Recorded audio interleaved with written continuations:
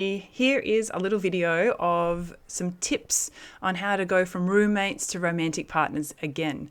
Now, this is pretty common. Over time, relationships fade and the intimacy wanes. So it's not like this is something that, doesn't happen very much.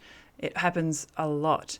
But here's some quick little tips that might help you, and I hope you find some information in here that you can take away and actually apply to your relationship. So first, number one is often we need to change things up, okay? So changing things up might mean just doing things a little bit differently, breaking the routine, the pattern, the habit.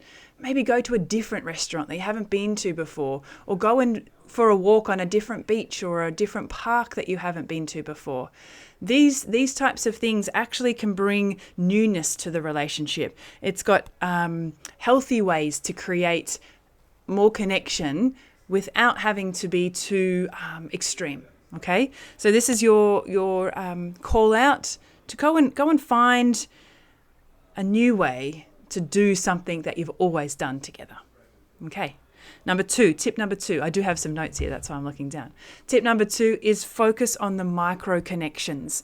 Now, we talk about, connections, but we say that, a great relationship isn't built in a day, but a great relationship is built daily. So it's the small little things that you'll do throughout the day that can really help build that bond back and create that intimacy again. For example, when your partner walks home or gets home from work, maybe stop what you're doing and just go and greet them.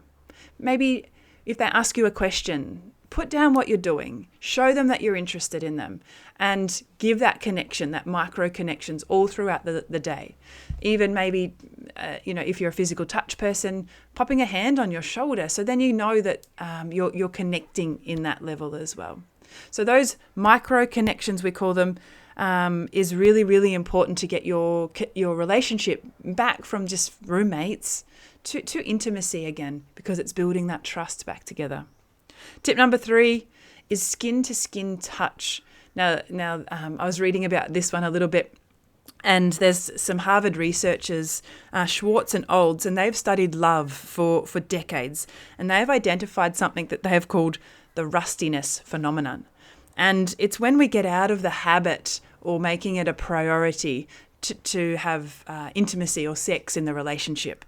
So, it all happens to us. We get busy with work, stresses, kids, sick parents maybe. But if you're not prioritizing even skin-to-skin touch, it doesn't have to be sex.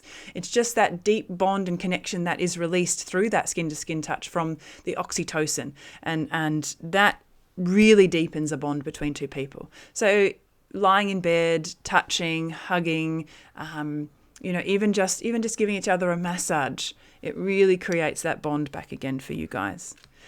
And lastly, another tip, the fourth tip that I give to you is all about thinking of your partner lovingly. Now, this might be a challenge potentially if you've kind of stuck in that negative grind, or if you're finding that you're criticizing your partner a lot.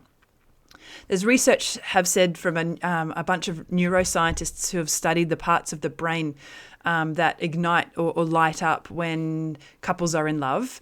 The particularly the first 6 to 12 months of a relationship, when all of the good hormones are pumping around, there's a certain part of the brain that is activated. What they've found through this research is that even if you're thinking lovingly of your partner through maybe looking at a memory of them, or even just reflecting back, you have a photo, or reflecting back of a time where you felt like there was a deep connection between you and your partner. If you do this for 3 minutes a day, that spark is going to fire up within you to really be more motivated and interested in the intimacy of your partner as well, because it's activating that part of the brain again that was really important for you to bond and find that connection and intimacy. So I think that is my 4 top tips, just to start that process. If you have any questions, please reach out. Obviously, there's a lot deeper stuff with this, but hopefully that will start you off on a right foot. If you need any more help, you know where we are. We love this stuff, so reach out to us.